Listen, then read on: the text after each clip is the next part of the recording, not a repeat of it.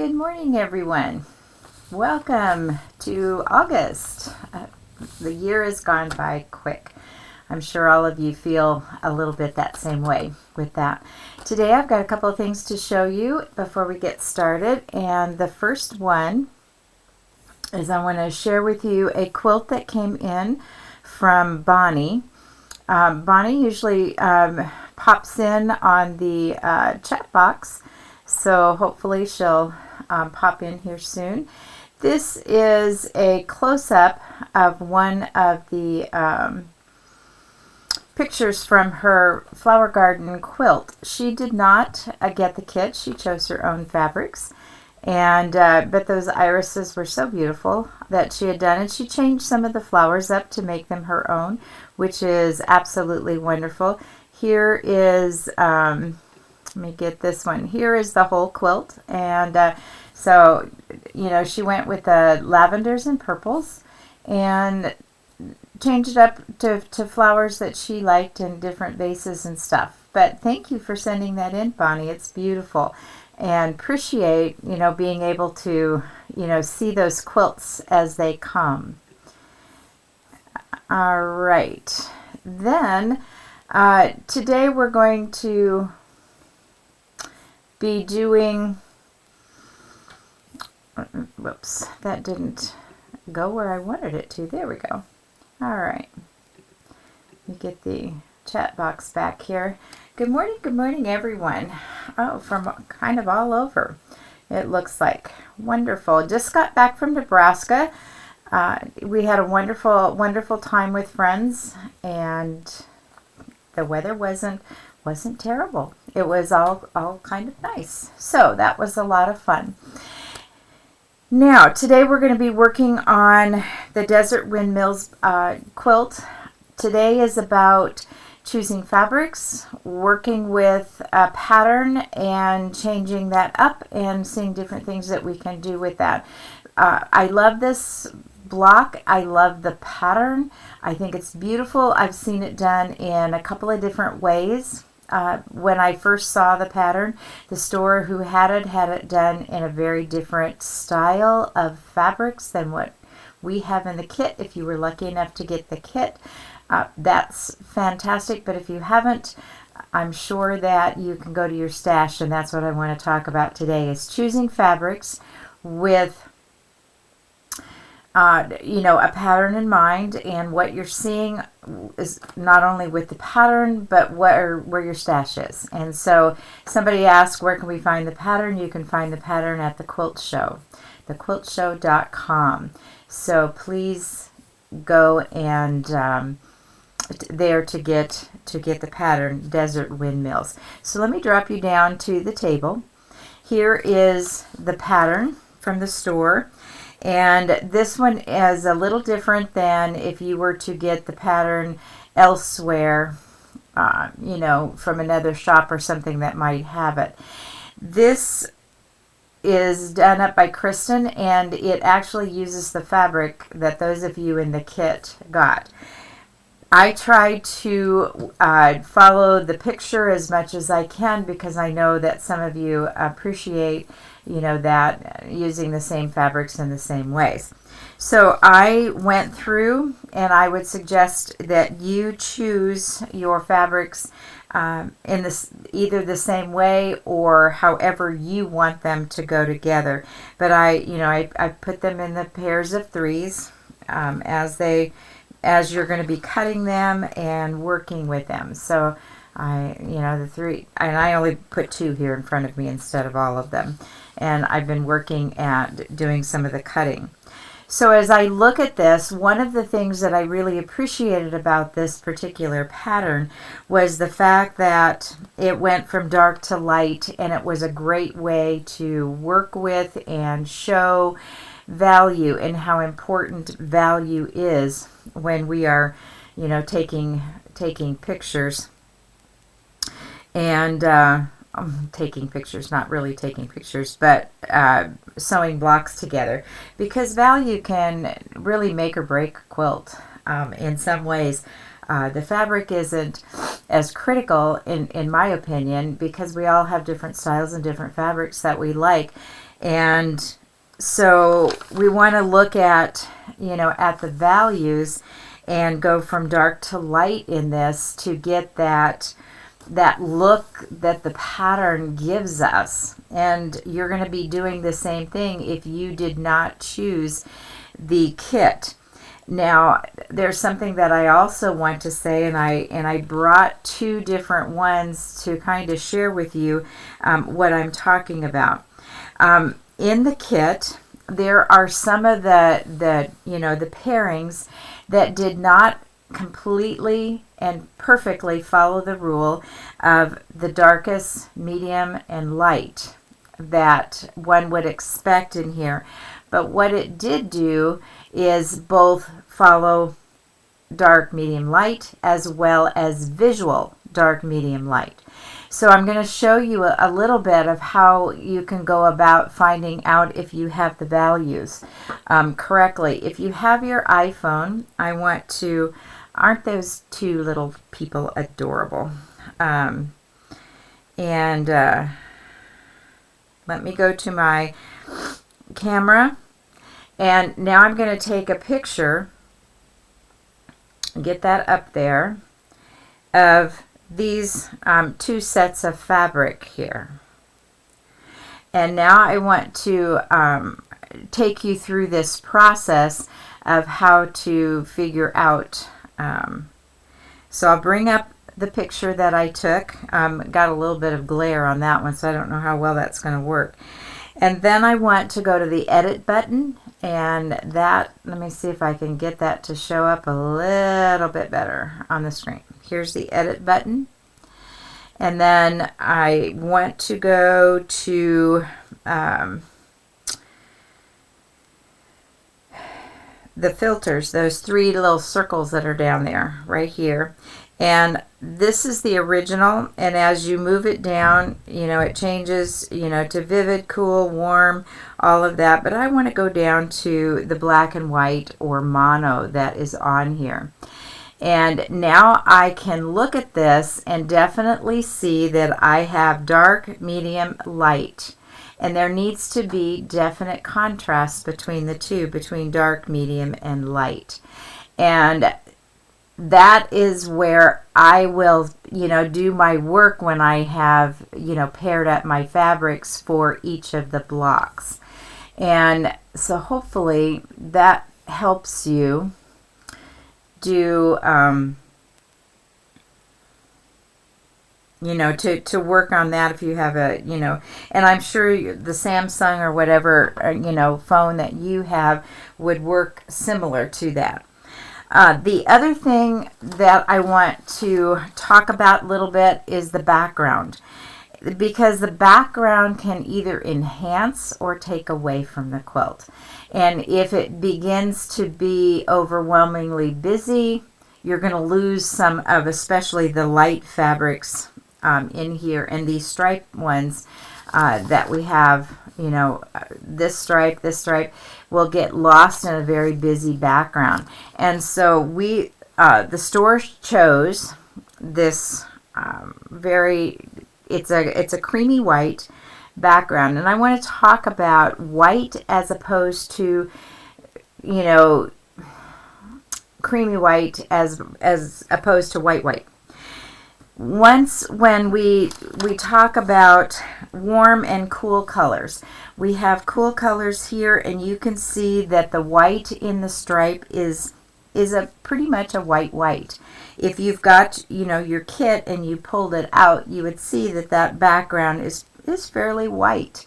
And that's usually what happens. We lean towards the cool color whites that have that blue background to it.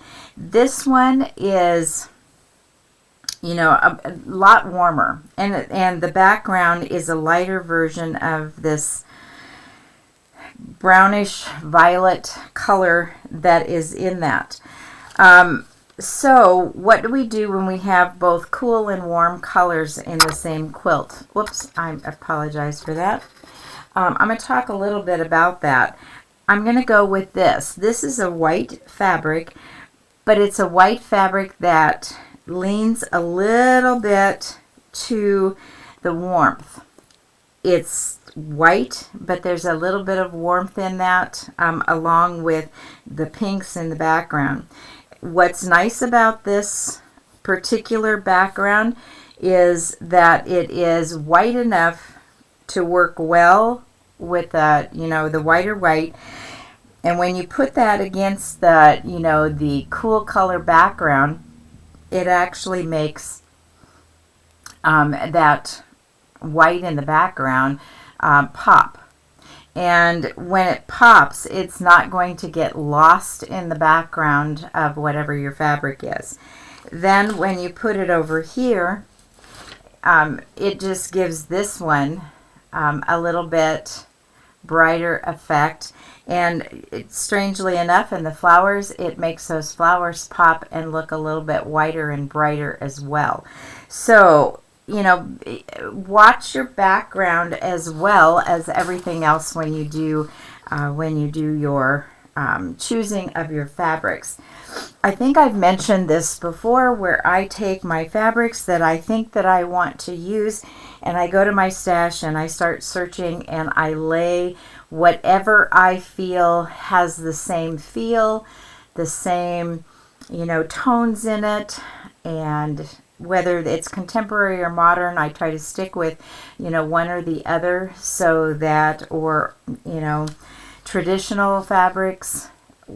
This could even possibly work with 30s if you want to go back to 30s fabrics, whatever the case may be, within your choices. And I lay them all out. I spend some time looking at them, and I'll let my eyes slowly move from left to right. And if there's a fabric where my eyes are catching, or they stop, or it jars a little bit, I remove that fabric and start again until I have a palette that I think that's going to work for me.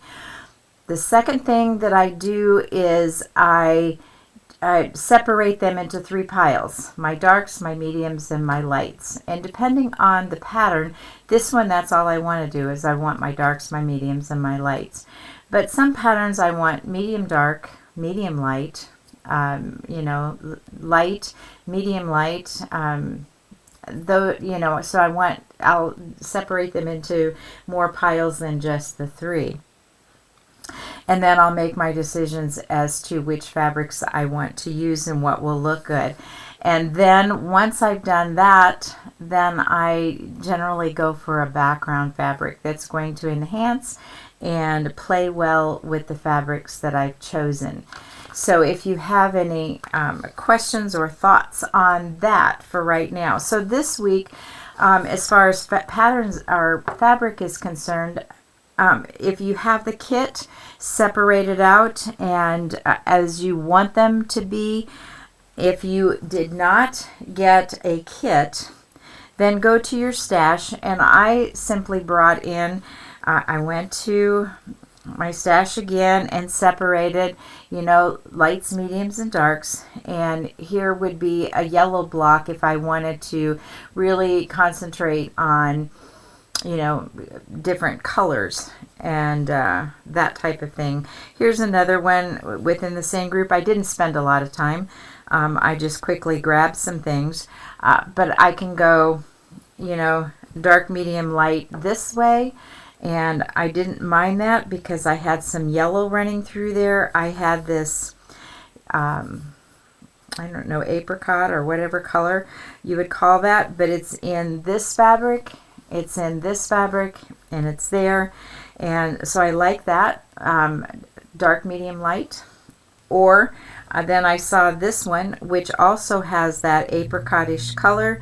It has, it doesn't have that yellow, but it has some of the, the shades of the orange in it. And I thought that looked probably pretty good as well. So, you'll need to work on your fabrics then for next week and getting them all together. The next thing that I encourage you to do is take a good look at this pattern, which I did when I first got it.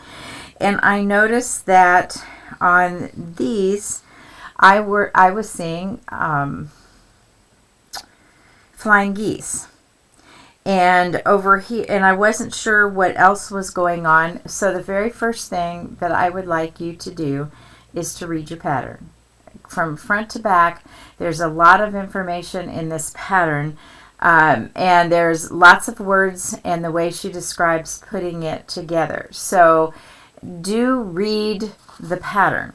Once I was done reading the pattern and taking a look at this last, page of how one way they put it together, they had, two ways.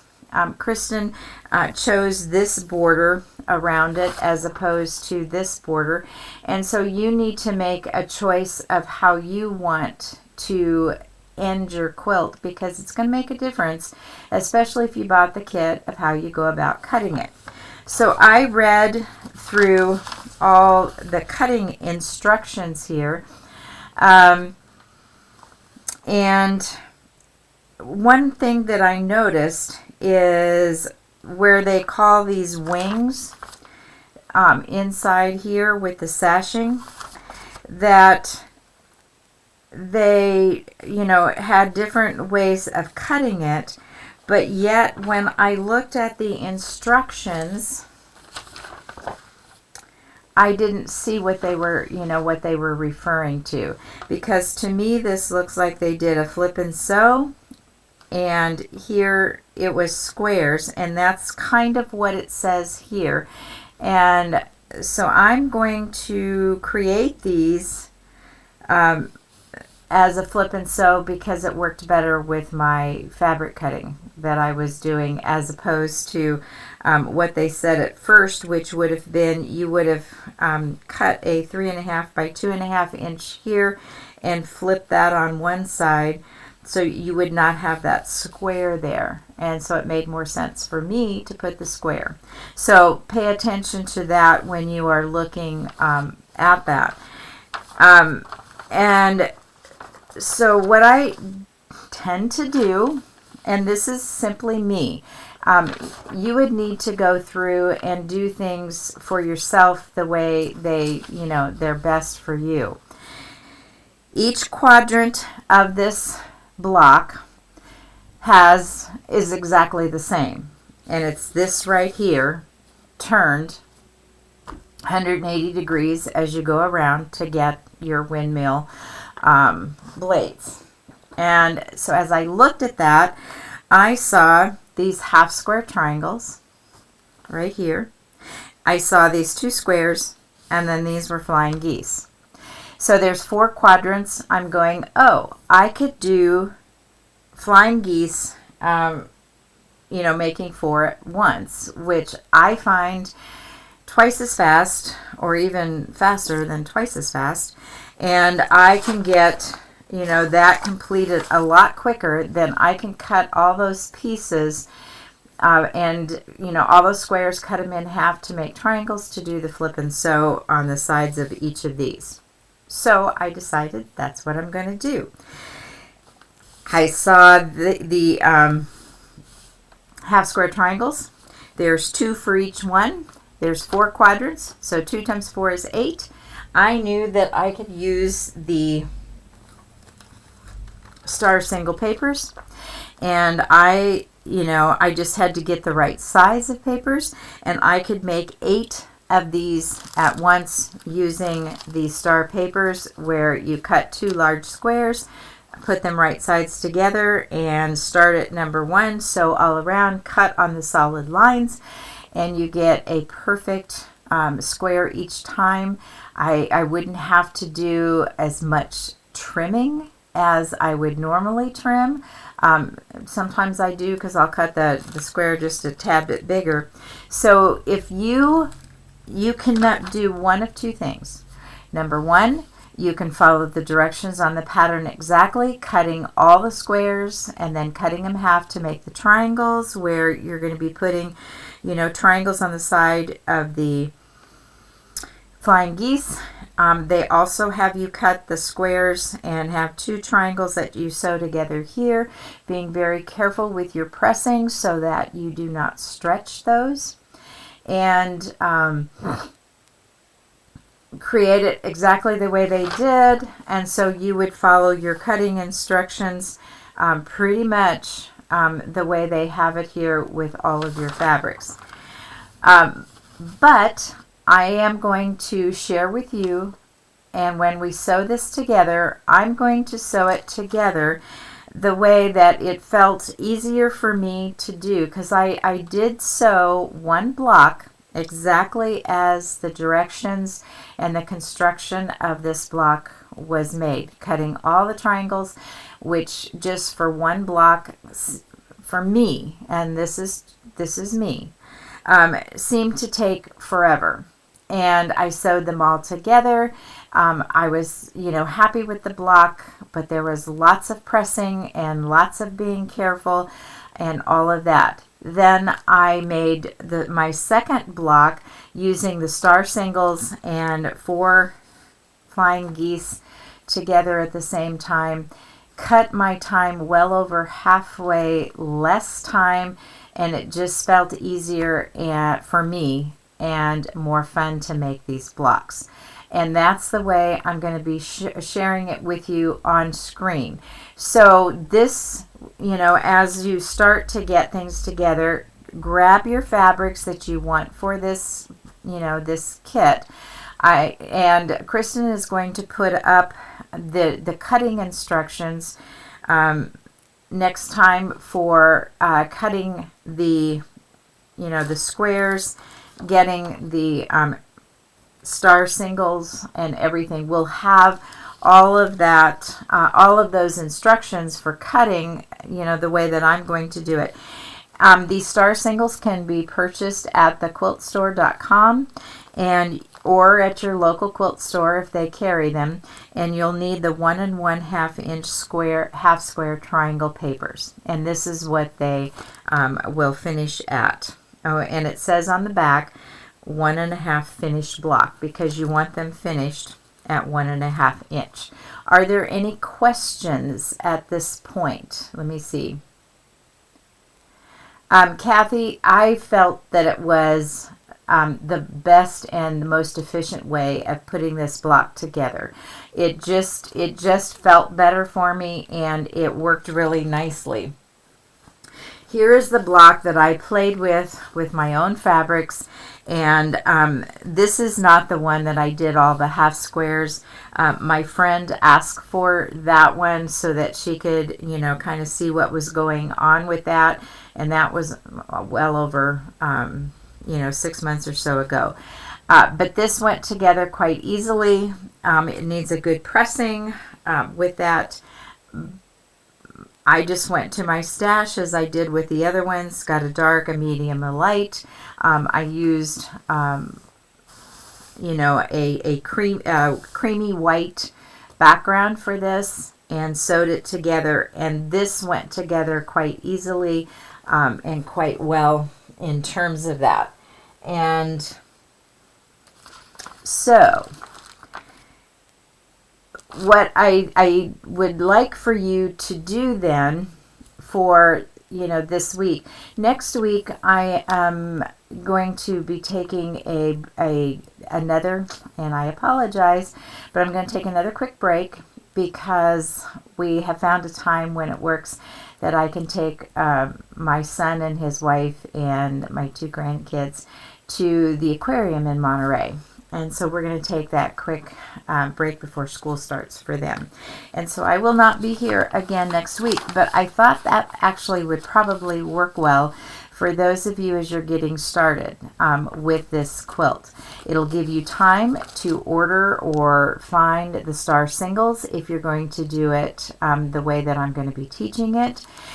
And for those of you, and for the kit, to separate out all your fabrics and get that organized and ready to go. And then on the other side of the coin, those of you who were not able to get a kit would have time to go to your stash, pull out fabrics, and find your pairings that you wanted, your darks, your medium, and your light in terms of value. And that takes, a little bit of time to do that. you know, depending on how you have your fabric stored. I think a few weeks ago I mentioned something about organization, and I have really gone to organizing my fabrics into darks, mediums, and lights. And then when I'm choosing a quilt out of my darks, I'll get my, you know, darks and my medium darks, and do that if I need that. Same thing with the mediums and the lights. And I do that for both my cool colors and my warm colors. And it has taken up a lot less space in my quilt room. And it's the way that I tend to choose fabrics in that. I know that some people separate their fabrics by 30s, by contemporary, by modern, by traditional, you know, fabrics, and that's great too. And so you can decide on this quilt, you know, what style of fabrics, and you'll want to, you know, kind of stick with that. I think you'll like the end result better, and I know that the end result will be more probably what you might want it to be if you were to and I just lost it. I completely lost what I was going to say. But for these 2 weeks now, it's gathering your materials together, and the materials that you're going to need. Again, if you're going to do the way that I'm doing on the camera, you'll need star singles, so you'll want to get those ordered. Separate your fabrics out. If you're going to do it the way that the pattern reads and follow that method of working on it, you'll need to gather your fabrics together, and you can already probably start your cutting because everything is there. But please pay attention to that section on the cutting, and let me find it here real quick and drop you back down just to make sure that on this one where it says sashing, if you look in here, it is going to say, you know, 2 by 3.5 in assorted colors, 2-inch square background fabric wings, and 2 by 3.5 background fabric wings. That 2 by 3.5, I don't think you're going to need it. I think it needs to be changed up for the whole quilt. Because if you do the sew and flip, you know, on these sashing pieces, that 2 and 3.5, the only thing that I could come up with is that they did a sew and flip and used a 2 by 3.5 there, but I really wouldn't do that. I would simply keep the squares there, and then you would use also the squares to do your sew and flip for your flying geese. So pay attention to that as you're getting into the sashing, but the rest of it seemed to be correct as I made my block for that, and choosing your background. So you would have all of those items to collect, get ready, and I'm very excited about the fact that we will get to start sewing this quilt. I have almost got my blocks all cut out, and I've stacked each one with the papers, the sizes, and all of that, and in 2 weeks I will share with you how I cut apart that.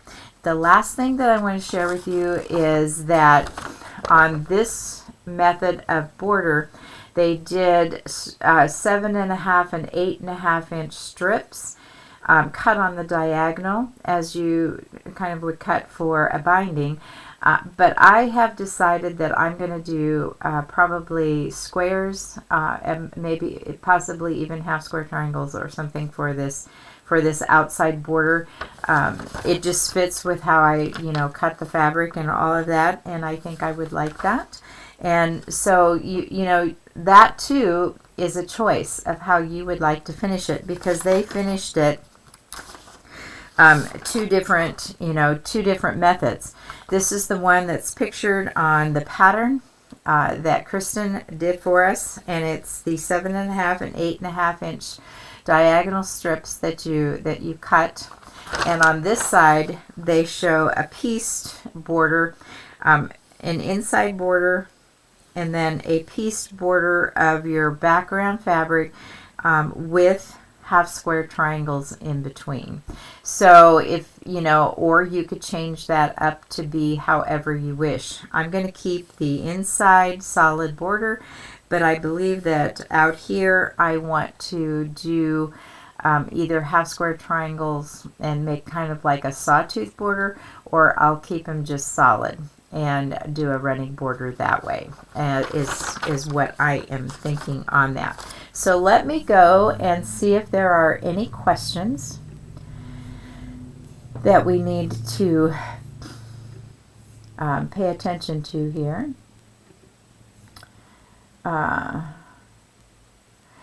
Yes, the sale at the quilt show is wonderful. So I would take advantage of that if you need any rulers or, well, anything. It's great.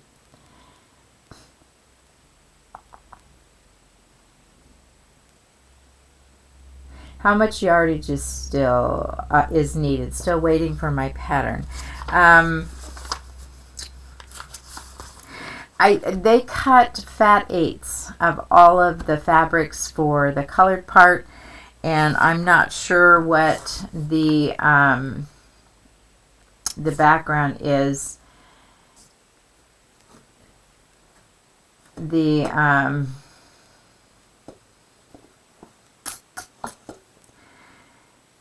I know it's at least 2.5 yards or more. So for that, so that's what you would need on that. Website says 2 inches. It's 1.5 inch star singles. So we'll make that correction on that. So thank you for that.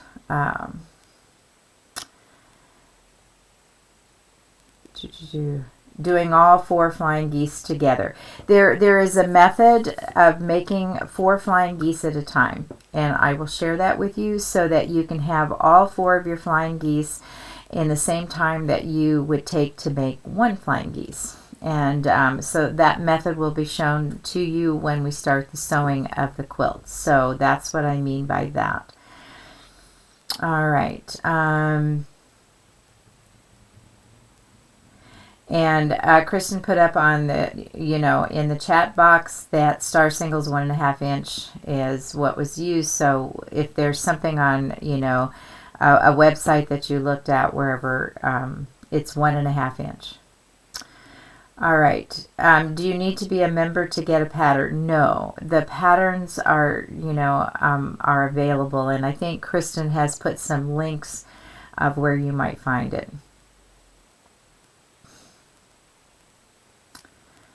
And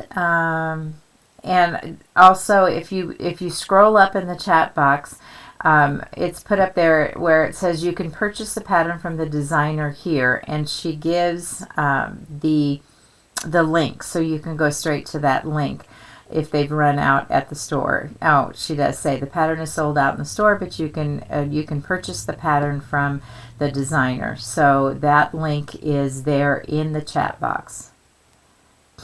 Alex had said that the kits are sold out, I believe, but now so are the patterns. All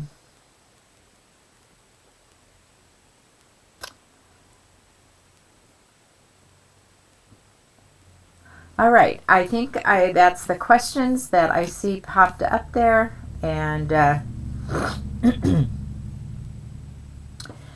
and Kristen says the pattern from the designer is a PDF too, so you can get it right away. And that was nice. That's how I got it. And my pattern, just make sure you have ink in your printer. I didn't have new ink, and so mine came out pretty rough the first time that I downloaded it and had to go back and do it again. So one of those simple things that you don't think about with that. While I was in Nebraska, I went to the Quilt Museum, and it was wonderful. If you've never been, or if you live in the Midwest and are traveling that way through Lincoln, Nebraska, I would highly recommend that you go and visit the Quilt Museum. And Sue Spargo had an incredible display of her work in the museum. So I'm glad I got to see that while we were back there. And anyway, so I will not see you next week. I will be looking at fish with my grandchildren in the aquarium. And get your fabrics together, order your papers and your quilt pattern if you need those. And then in 2 weeks, I will be back and we will start our cutting process and getting ready to put this quilt together. And I am excited for myself to finish this up, and I'm excited for you to be able to do such a fun quilt with that. So if you have any further questions or any comments, anything like that, know that you can go to the forum. Go to thequiltshow.com and look under Learn or under Forum and go and find D Saturday Sampler, and you can put your pictures and any questions that you have there. You can email me directly. My email address is here on the screen, and I know many of you have done that in the past, and I will get back and back to you as quickly as I can on that. And also you can rewatch this as well on the YouTube channel. So have a great couple of weeks, and I look forward to seeing you back. Bye-bye.